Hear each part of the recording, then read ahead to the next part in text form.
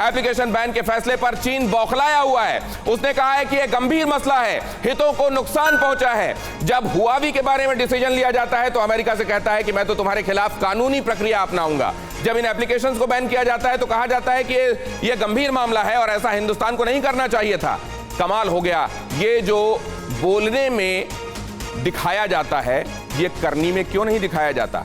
क्यों प्रोवोक किया जाता है अलग अलग देशों को? अब जरा इसको लेकर अपने मेहमानों के पास जाता हूं मैं। अशोक सज्जनहार साहब, इसीलिए मैंने आपको तब रोका था कि तमाम तरीकों से धूप लगेगी, आंच लगेगी, तब चीन को समझ में आएगा। क्या वो तमाम फ्रंट्स पर शुरू हो गया है होना, या आपको लगता है कुछ एक फ्रंट्स ऐसे हैं जिन पर जिस शिद्दत से होना चाहिए अभी नहीं हो रहा? नहीं, मेरे ख्याल से मैं कहूंगा दिनेश जी, अभी थोड़ी शुरुआत हुई है, अभी और आगे भी हमको जाना है।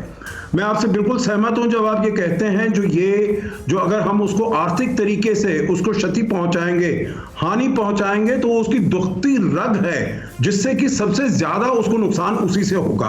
आपने कहा है ये धंधे का देश है, परंतु उससे ज्यादा भी देखिए, जो वहां की कम्युनिस्ट पार्टी है उसका मोटो ऑब्जेक्टिव ये है जो अपने देश के लोगों को अच्छी आर्थिक प्रॉस्पेरिटी दी जाए, वो अगर उनको मिल जाती है तो वो हमारे विरुद्ध कोई भी काम करने के लिए, कुछ भी सोचने के लिए नहीं उनके पास समय होगा। परंतु अब अगर 70 से 80 मिलियन वहां पर अनएम्प्लॉयमेंट है, खाने के लिए उनके पास पैसा नहीं है, उनके पास अनाज नहीं है, और फिर वहां पर अनएम्प्लॉयमेंट के साथ साथ मैन्युफैक्चरिंग उनकी कम होती जा रही है, उनके एक्सपोर्ट्स कम होते जा रहे हैं, तो आघात लगेगा, चोट लगेगी, और वो कम्युनिस्ट पार्टी के विरुद्ध ही वो काम करने लगेंगे।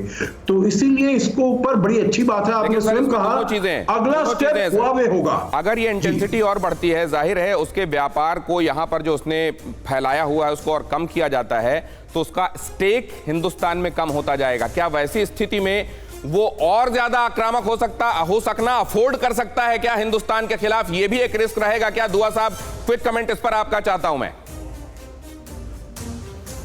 सॉरी, आप मेरे को आपका ऑडियो थोड़ा क्लियर नहीं आया, दोबारा नहीं, देखिए ऐसा है कि अभी उसके बहुत सारे यहाँ पे हित हैं व्यापार के संदर्भ में, वो हित धीरे धीरे हिंदुस्तान कम करके उसको उसकी औकात दिखा रहा है, लेकिन अगर ये हित एक सीमा से ज्यादा कम हो जाएंगे तो अभी जो वल्नरेबिलिटी उसको दिखाई देती है कि अगर मैं ज्यादा आक्रामक हो गया तो मेरे धंधे मारे जाएंगे, क्या फिर वो और ज्यादा आक्रामक हो जाएगा? इस लिहाज से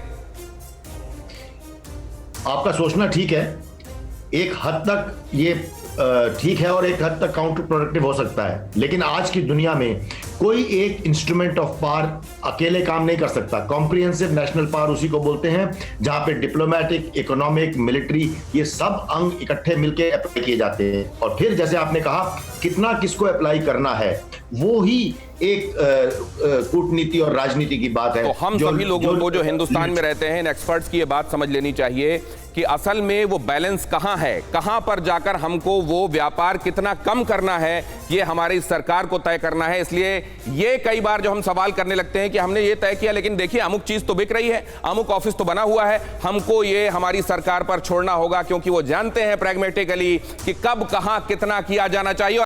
परवाह देश की, सोमवार से शुक्रवार रात 10 बजे TV9 भारतवर्ष पर।